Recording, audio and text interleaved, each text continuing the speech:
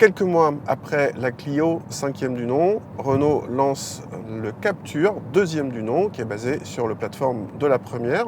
Alors, cette deuxième génération de Captur, elle change pas mal par rapport à sa devancière. D'abord en dimension, on atteint 4,23 m de long aujourd'hui, c'est-à-dire plus de 10 cm de plus que la génération précédente. Le design aussi change pas mal, et ce qui change le plus en la matière, c'est sur la face arrière, où on retrouve le C des deux côtés, typique des modèles récents de la marque. Et franchement, ça n'a rien à voir avec la génération précédente. Autre gros changement à l'intérieur, avec la planche de bord complètement nouvelle, qui est reprise de la Clio, 5e du nom, mais par rapport à la précédente génération de Captur, dont la qualité de présentation était un petit peu le point faible, et bien là, au contraire, ça devient un point fort. C'est mieux même qu'un T-Roc, par exemple, avec des plastiques moussés sur la partie supérieure de la planche de bord et tout un tas de détails qui sont plutôt soignés, qui sont agréables à l'œil et au toucher. On a aussi, sur la finition initiale Paris qu'on essaye, un grand écran de 9,3 pouces qui présente très bien.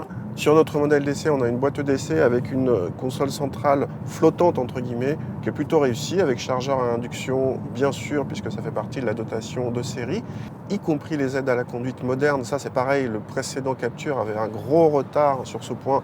Le nouveau se met tout à fait à la page. On passe à l'arrière, où on retrouve avec plaisir la banquette coulissante, qui est quand même un atout et une rareté sur ce segment. Et en plus, l'habitabilité est en petite hausse, 2 cm, ce qui permet en tout cas à deux adultes de s'installer très correctement.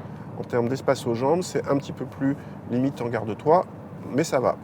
Allez, on passe au niveau de la conduite avec une nouvelle plateforme, beaucoup plus dynamique que l'ancienne.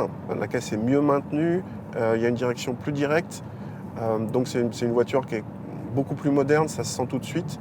On gagne beaucoup en agrément, le tout sans perdre quasiment en confort, bien qu'on ait une version dotée de roues de 18 pouces en série. Il faudra voir ce que ça donne avec les versions inférieures.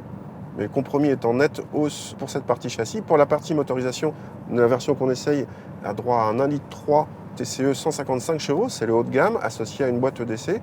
Les performances sont largement suffisantes, avec moins de 9 secondes au 0 à 100. Évidemment, ce n'est pas une sportive, mais il y a de l'agrément. Toutefois, la version 130 chevaux qu'on a essayée hier nous paraît tout à fait suffisante. En fait, cette version 155 chevaux est un petit peu superflue, d'autant qu'elle coûte plus cher. Alors, on en arrive au prix. On n'a pas les prix officiellement de la voiture aujourd'hui.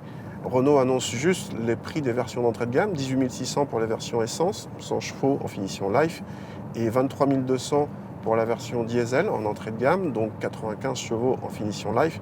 Ici, on est à l'opposé et on n'a pas d'estimation de prix, mais nul doute que ça devrait être plus proche des 30 000 € que des 20 000, ce qui commence à faire cher pour un petit SUV, même si les prestations sont tout à fait convaincantes.